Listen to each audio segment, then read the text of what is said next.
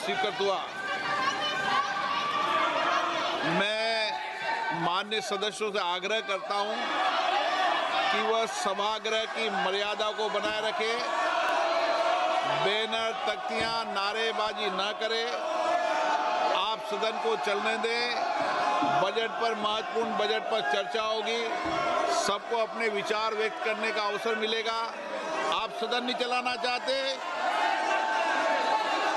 नारेबाजी करना चाहते हैं, सभागृह का अपमान करना चाहते हैं, सभा की कार्रवाई आज 2 बजे तक के लिए स्थगित की जाती है। उनको दिन रात जुमला, लेकिन इस देश को पता है हिंदुस्तान में अगर सबसे बड़ा जुमला कोई था और वो 4 पीढ़ी ने चलाया, वो जुमला था गरीबी हटाओ। ये ऐसा जुमला था, ये गरीबी हटाओ ऐसा जुमला था, उनकी राजनीति की रोटी तो सिकती थी, लेकिन गरीब का हाल ठीक नहीं होता था। आदरणीय सभापति जी, जरा कोई मुझे कहे, आजादी के इतने सालों के बाद क्या एक डिग्निटी के साथ जीने वाले परिवार को क्या उसे टॉयलेट भी उपलब्ध नहीं होना चाहिए? क्या आपको ये काम करने की फुर्सत नहीं मिली? आज देश में टॉयलेट बनाने के अभियान को, जो गरीबों के लिए एक सपना था, उसकी डिग्निटी के लिए हमने इस काम को हाथ में लिया और हमने जी जान से उसे जुटे रहे। उसका मजाक उड़ाया गया, मुझे मालूम है, लेकिन उसके बाद भी सामान्य नागरिक के जीवन का गरिमा, ये हमारे दिल और दिमाग में होने के कारण हम डिगे नहीं, हम अड़े रहे, हम आगे बढ़ते चले गए और तब जाकर के ये सपना साकार हुआ। माताएं, बहनें खुले में सोच जा रही थी, या तो सूर्योदय के पहले या सूर्योदय के बाद, और आपको कभी पीड़ा नहीं हुई। और उसका कारण यह था कि आपने गरीबों को और गरीबी को टीवी में देखा है, अखबार की सुर्खियों में देखा, आपको गरीब की जिंदगी का पता नहीं, वरना आप इसके साथ ऐसा जुल्म नहीं करते।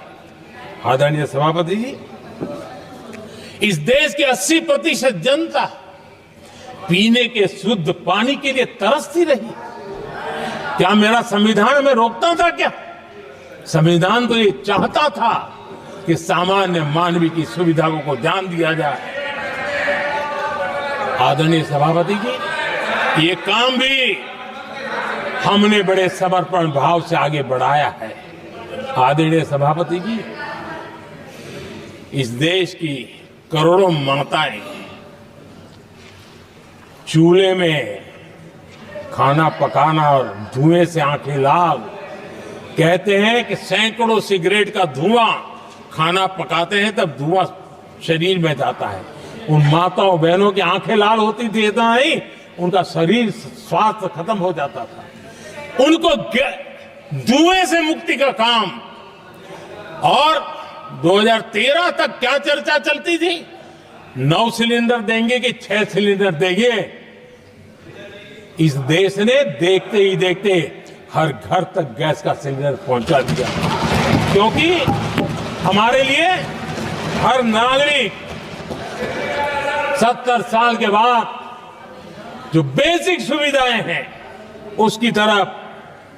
आदरणीय सभापति जी, अगर हमारा गरीब परिवार दिन रात मेहनत करके गरीबी से बाहर निकलने के लिए कोशिश करता है, बच्चों को पढ़ाना चाहता है, लेकिन घर में एक बीमारी आ जाए तो उसका सारा प्लान बेकार हो जाता है, पूरा परिवार की सारी मेहनत पानी में चली जाती है।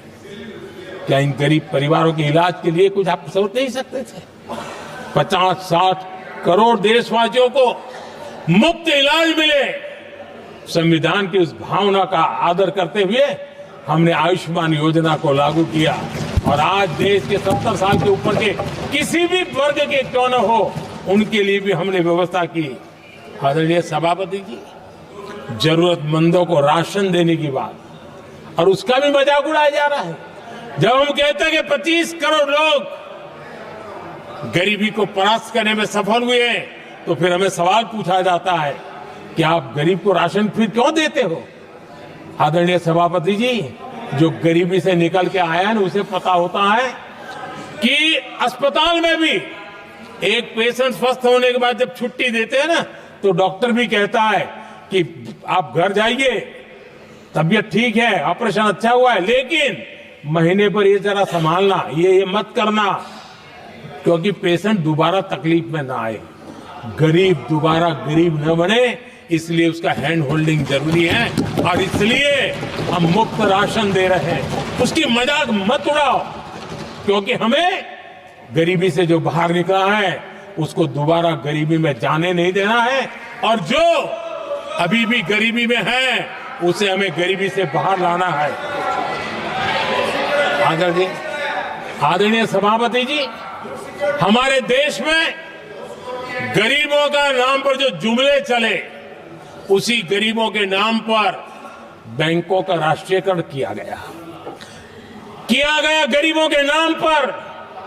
लेकिन 2014 तक इस देश के 50 करोड़ नागरिक ऐसे थे जिन्होंने बैंक का दरवाजा तक नहीं देखा था। आदरणीय सभापति जी, गरीब को बैंक में प्रवेश तक नहीं था, ये पाप आपने किया। और आज 50 करोड़ गरीबों के बैंक खाते खोल करके हमने बैंक के दरवाजे गरीबों के लिए खोल दिए।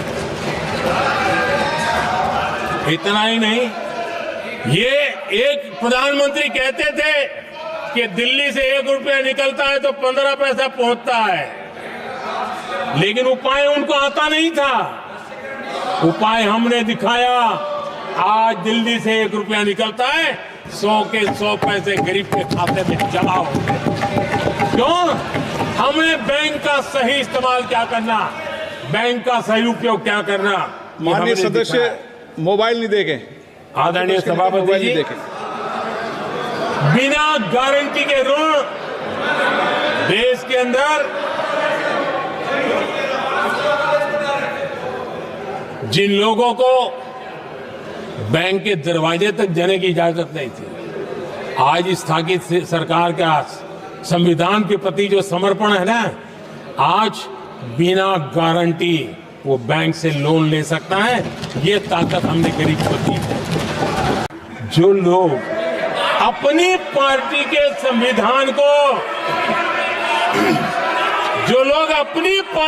संविधान को नहीं मानते, वो कैसे देश के संविधान को स्वीकार कर सकते हैं।